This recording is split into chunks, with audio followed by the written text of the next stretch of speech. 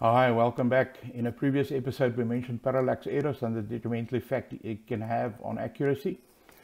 I think in order to understand parallax errors a little bit better, a small demonstration is in order. If you have, let's say you have your finger out in front of you, and that's the first plane, which is the target you're aiming at. You have a second finger lined up with that finger, which will be your reticle, so that's the second plane. The third plane would be your head position. So if you line up these two fingers and you move your head slightly from left to right, it'll appear that the finger between the target and yourself move in relation to the target, which means that the reticle will appear to be moving. On larger animals at shorter distances, the parallax error is negligible and you can probably accept it. But when you want to shoot the best possible group, or you shoot at smaller targets at longer distances, such as when you're varmint hunting, the issues that develop become quite clear and become pronounced. So if you look at a handgun or a rimfire scope, you usually have a set parallax between 50 and 75 yards. And on hunting rifles without external adjustments, it'll probably be between 100 and 200 yards.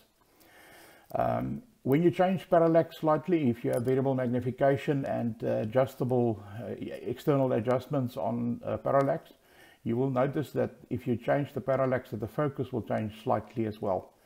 But more on that a little bit later. If we're gonna have a look at our scopes and set it up properly, we need to have a stable rest, or such as a gun vise or some decent bags. And what we want to try and do is to focus the reticle for the eyes and then set the parallax properly to get a clear picture, and set up the scope in such a way that if you don't have the exact same cheek weld every time, that it really doesn't matter to your group sizes. On different models of scopes, there are different options available. This model that I have here, I have a quick adjustable ocular for focus of the reticle.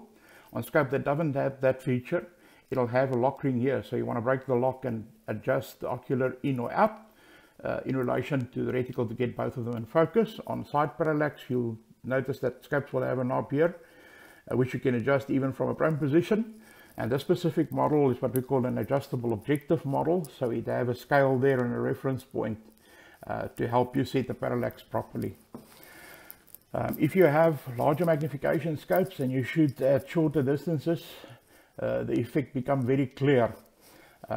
If you change the magnification up significantly near the maximum, you will notice that it becomes really hard to get both the reticle and the target in focus when you shoot at these. Now, for us to go through the process to set up the parallax for a specific scope, what we need is to get the focus sorted out first. So the first thing we do is, if you wear glasses like I am, you're probably going to clean your glasses properly. Then you're going to find a nice light monochrome surface, such as a piece of paper or a wall. You're going to aim the rifle at that and have a quick look through the scope, and you will adjust the focus on your reticle until the reticle becomes very crisp and clear. Now, the main thing here is not to peer through the scope for minutes on end. Just have a quick look, adjust, look away, then come back to the scope until when you look through it, the moment you look through it, it's crisp and clear. Once you've done that, you need to fix your rifle in a fixed position, such as a gun vise or a decent set of bags, and then we're going to work on the parallax.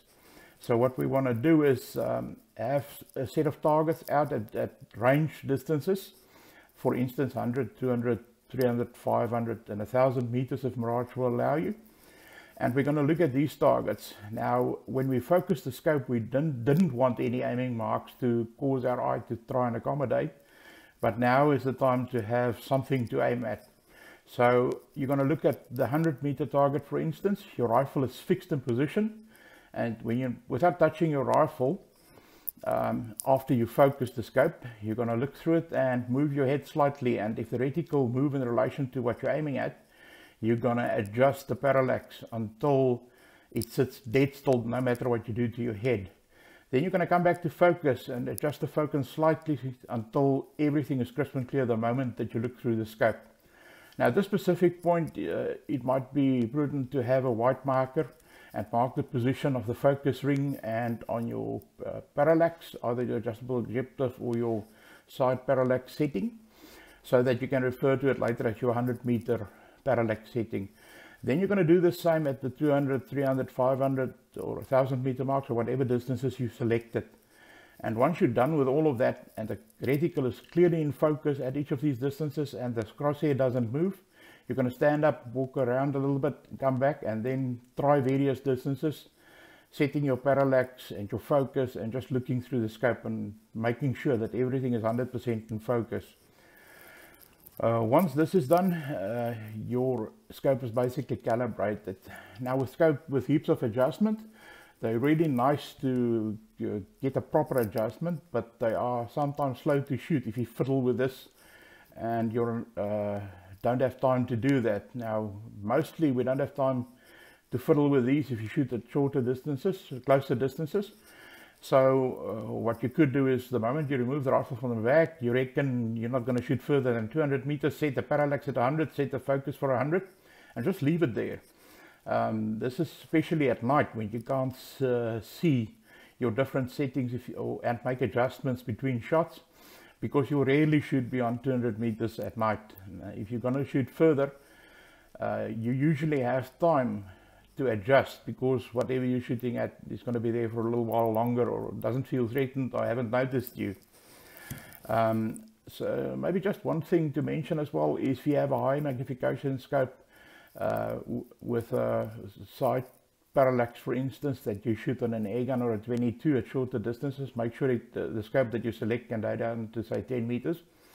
And what a lot of the elite shooters do with these is they set their parallax properly, and then they adjust the parallax until everything is in focus, and read the distance which they had calibrated the scope for, and use it to do elevation adjustments, which is quite handy for them. It serves as a makeshift rangefinder. Now if you learned something from this discussion or you enjoyed it, please hit the like button or the subscribe button, and we hope to see you shortly.